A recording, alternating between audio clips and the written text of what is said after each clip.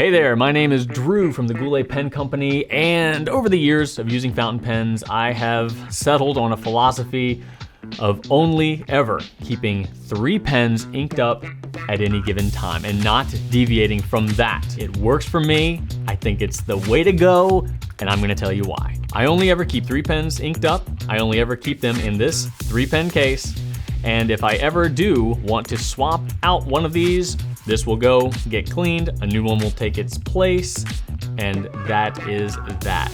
And here are the benefits of that system. One thing I was always struggling with was remembering which ink I had in which pens. I would have 10 or more inked up at one given time. I'd have to fill out a little piece of paper that I kept in my case so I knew which was inked up with which, and it just got unruly, messy, things would dry out. This way, I don't have a great memory, but I can always remember which pens are inked up with what. Another win is portability. With 3 pens, you can take it wherever you want. You're not lugging around a big gigantic briefcase full of 100 pens. Also, not all pens are built equal. Some of them dry out a little bit more than others, and that doesn't mean you can't use them at all, but if you're using them and then leaving them in a case for several months at a time, then they're not gonna be any more fun for you, and that enjoyment is then gone. But with only 3, you can use crazy inks, you can do whatever you want because you know that if you're going to be using them more frequently and cleaning them more frequently, so the options available to you ink-wise are greater. Keeping only 3 also does not have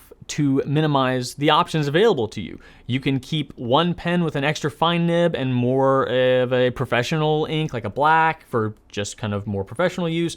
You can keep another pen inked up with one of your personal favorites with maybe a medium nib that you just kind of want to have fun with. And then you can have another pen that's just, you know, the crazy ink pen. If you want to put something shimmery or super sheeny in here with a big old 1.5, you can do that as well. That gives you a loadout of a pen for pretty much every situation you need. So I think those are some of the practical benefits of doing this. As far as some things that can help you, the first thing that comes to mind is obviously a case. That is a physical limitation on how many pens you can keep on you at one time. A 3-pen case is usually my go-to. This is the Synthscape by Rickshaw.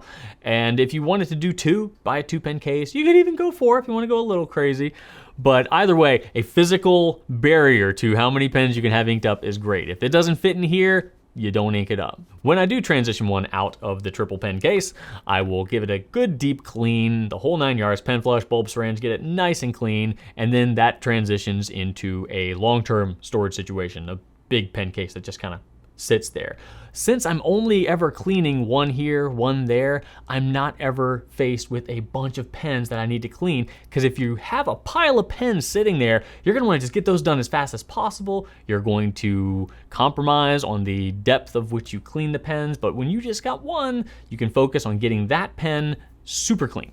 And when I need to go back to that pen in the future, I know it has been very well cleaned and it's ready to go. Sometimes the pen that gets selected for transitioning out of the 3-pen case is just the one that has the least amount of ink in it. But sometimes it's the one that I've just had the least amount of fun writing with. I'd like to think that if I own it, I have fun writing with it, but sometimes it's either been in the rotation for a while, I'm just kind of over it, or I, am not loving it as much as the other 2. Either way, somebody gets picked to go out. All right, so that is my philosophy, the Drew Brown 3-pen philosophy of life. This is my way of doing things. It's worked out for me. I no longer feel intimidated by a scary mountain of dirty pens, but there is no right or wrong way. You do you. If you, like me, felt like there was a little bit of enjoyment being lost because of a giant mountain of dirty pens, then maybe this will work. And if it does, let me know.